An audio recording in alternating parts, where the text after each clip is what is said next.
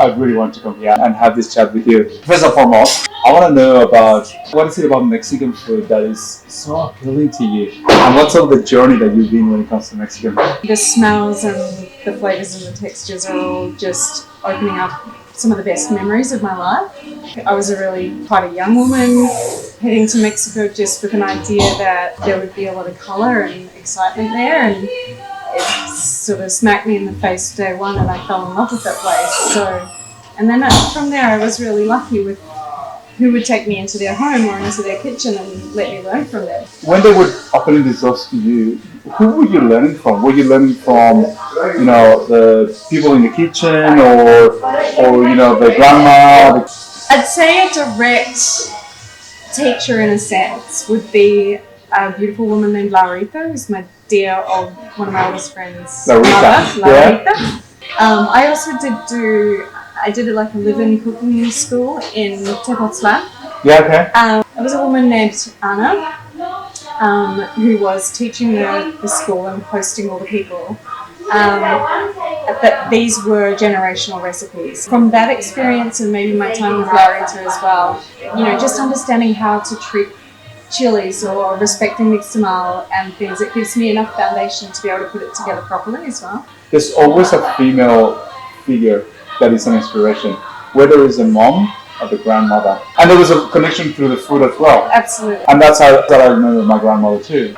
And those are the memories for me and the things that I treasure. And just like me, you, and everybody. I really feel like you can taste when we've done it the way I was taught, or the real way, rather than having a shortcut or something that might make sense in a commercial kitchen.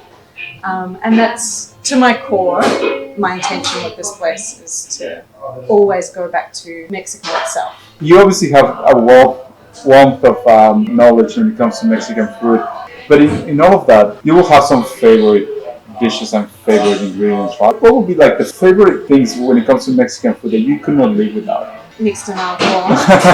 I need to have tomatillos, the poblanos, and I need to have tajín. And this is a very difficult question, but when you're craving Mexican, let's say I want to have Mexican tonight, what exactly are you craving? If there was something like that death row kind of meal, Enchiladas Verdes.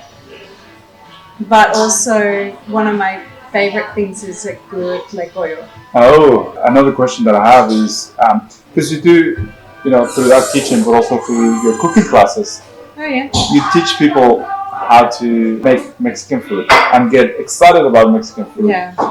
What's one of the things that you tell them? Like, how you tell people is like, this is how you make Mexican food at home.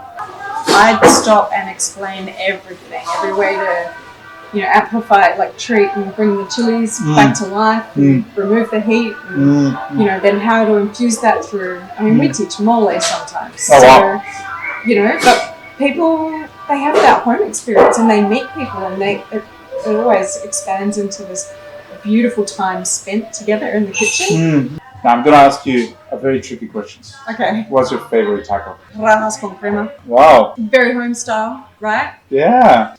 Shall we have a taco? Are you coming with me in the kitchen? Well, I'm just going to make you an al pastor because it's your favourite taco, right? Here we are.